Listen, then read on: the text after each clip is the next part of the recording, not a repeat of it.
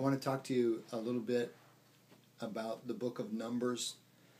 It goes along with some of the things that I've written in the blog before, but I want to say if you've gotten this far to read through Numbers, you're doing well. Difficult section to read. Remember, one of the things that I'm trying to do is I'm trying to help you read to look for certain things. A lot of what I do in the classroom with pastors is just simply help them to know how to read the Bible. So what do you look for when you're reading? A lot of the times you're just looking for repetition. For instance, when you get to Numbers 1, you're going to find 14 times in this list of, there's a census being taken in Numbers 1, you'll see 14 times where God says, count the number of people, especially the number of men who are able to go to war. So 14 times. So as you're speed reading through these lists of names, your brain is going to hear this refrain 14 times. It occurs two other times in the book of Numbers.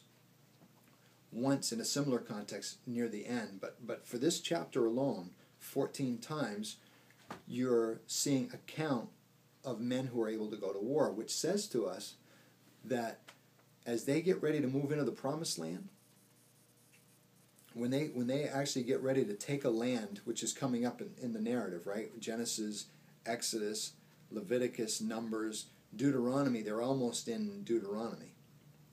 In Joshua they go in. When you start to think about God's people entering the promised land, it's interesting that God is very concerned that the people take stock of how many folks can fight.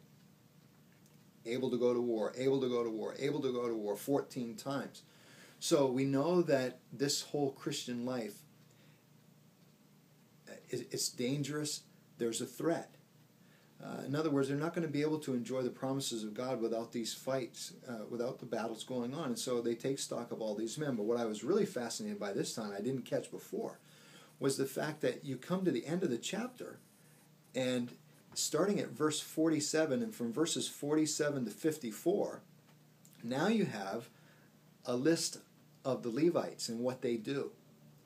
And they actually protect the people by protecting the tabernacle. So you've got 46 verses dealing with men who can go to war. So there's one threat, some external enemy nation.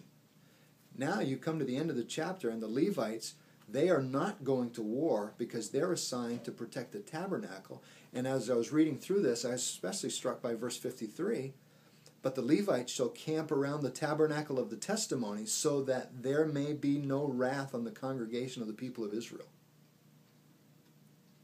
And the Levites shall keep guard over the tabernacle and of the testimony. So there's another threat. The threat has to do with the presence of God. Here's the holiness of God right in their camp. And the Levites, as you read this, you'll see that they actually provide a protective barrier. They guard the tabernacle and they keep anyone from getting too close, because a few times, actually 3 times, chapter Numbers 151, chapter 3 verse 10 and 3:38, 3 times the statement is, if any outsider comes near, he shall be put to death. So at the very beginning of this march toward the promised land, you've got 2 threats. You've got the threat of the external nations that are going to attack and try to keep you from enjoying the blessing of God. But then you've also got God's presence, His holiness in the camp, and the Levites are there simply to make sure that there's no wrath on the people. So it's a great picture of the type of fighting that we have in the Christian life. Yes, we have the world, the flesh, and the devil attacking us regularly to disrupt our enjoyment of the blessing.